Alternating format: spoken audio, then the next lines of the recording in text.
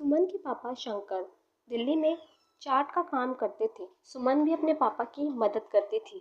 पिताजी, मैंने गोलगप्पे बना दिए हैं, पानी भी तैयार कर दिया है और हरी चटनी भी बना दी है।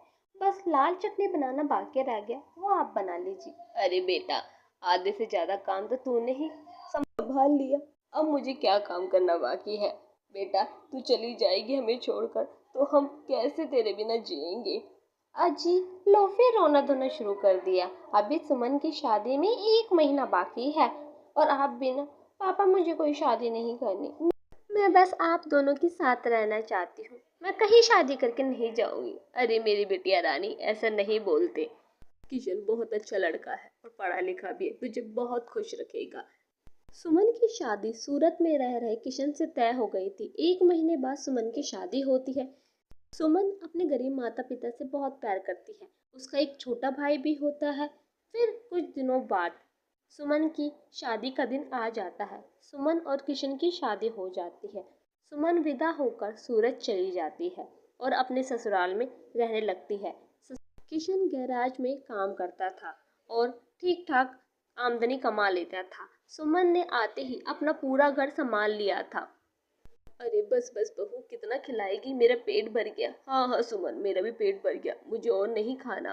बहू, तूने तो घर को कितनी अच्छी तरह से संभाल लिया है, कितना ध्यान रखती है हमारा। अरे माँ जी, ये मेरा भी तो घर है। और देखो, मैं रोटियां बिल्कुल छोटी छोटी पूरी की तरह बनाती हूँ, कहाँ पेट भरता होगा आपका। और लीजिए ना, और खाइए। अरे सुमन बेटा, तुझ जैसी बहू पाकर तो हमारी किस्मत ही खुल गई। भगवान ऐसी बहू सबको दे। माँ जी, आपका ये बड़प्पन है। लीजिए किशन, मैंने आपका लंच बॉक्स तैयार कर दिया है। हाँ हाँ सुमन, ऑफिस चलता हूँ मैं, अभी गाड़ी निकालता हूँ, रुको। माँ जी, वो सामान लाना था बाजार से। हाँ हाँ बेटा, किशन के साथ ही बैठ के चले जाओ बाजार। ठीक है माँ जी, आपको कुछ और मंगाना हो तो बता दीजिए। फिर सुमन और किशन बाजार के निकल जाते हैं। अरे सुमन यार, मैं तो गैराज के लिए निकलूंगा, तुम घर कैसे आओगी। अजी, मैं ऑटो करके आ जाऊंगी, आप चिंता मत कीजिए, मार्केट में उतार दीजिए। किशन मार्केट में सुमन को उतारकर आगे बढ़ता ही है कि एक पत्थर से टकराकर उसका एक्सीडेंट हो जाता है। उसे चोट आती है और वो बेहोश हो जाता है। सुमन थोड़ी दूर पर ही होती है, वो ये सब देख लेती है। वह रोती रोती किशन के पास जाती है। अजी, कोई हेल्प करो, कोई मदद करो हमारी। अरे भाई साहब, हमें इनकी हेल्प करनी चाहिए। फिर दो मजदूर पास के हॉस्पिटल में किशन को ले आते हैं। डॉक्टर किशन का ट्रीटमेंट करता है।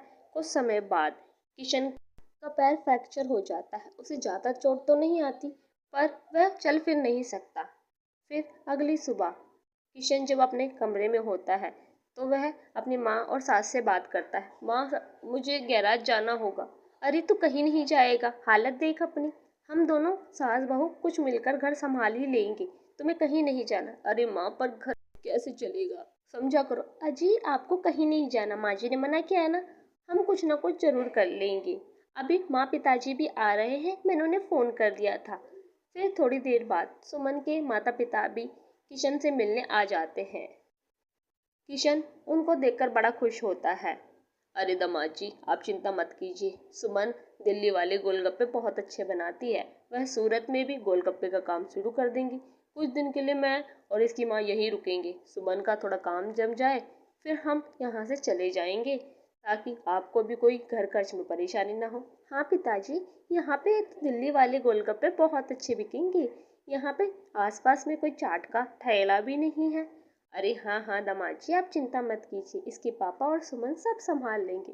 Thank you mummy ji, thank you papa ji, आपने मुझे बहुत दिलासा दिया है।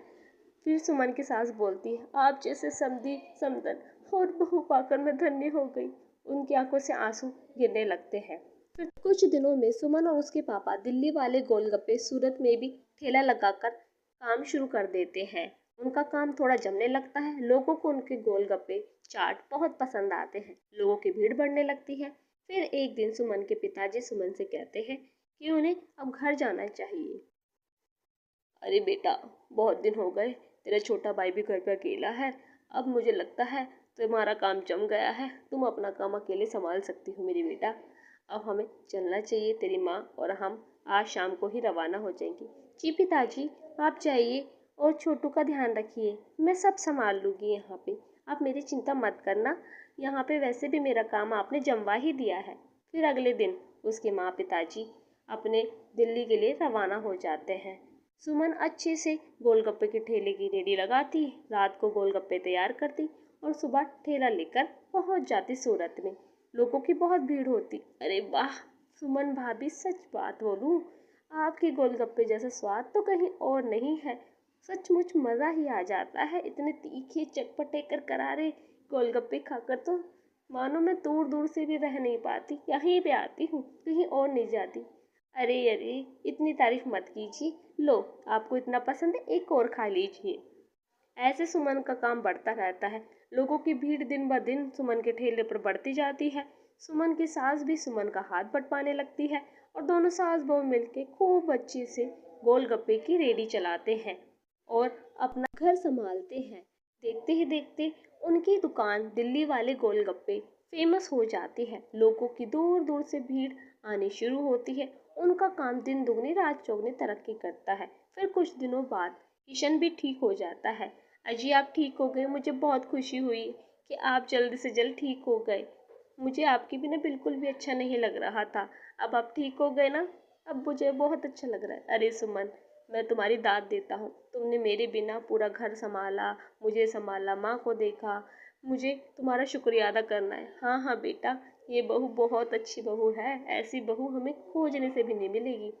फिर किशन भी सुमन के साथ उसके गोलगप्पे की रेडी पर आता है, उसकी मदद कराता है और अपनी दुकान बड़ी कर लेते हैं। वो कहते हैं परिस्थितियाँ तो जीवन में आती जाती रहती हैं। परिस्थितियों से डरकर नहीं, बल्कि परिस्थितियों का मुकाबला करके ही जीवन को सरल बनाया जा सकता है। जो व्यक्ति संघर्षों से लड़ता है वही ऊंची मुकाम प्राप्त करता है। जैसा सुमन ने किया, वो परिस्थितियों से डरी नहीं, बल्कि उनका डटकर मुकाबला किया। सुमन और उसके पिताजी ने हर मुसीबत को हल निकाला। उन्होंने सुमन के अंदर छिपी गोलगप्पे बनाने की प्रतिभा को बाहर निकालकर उसके काम को सरल बना दिया।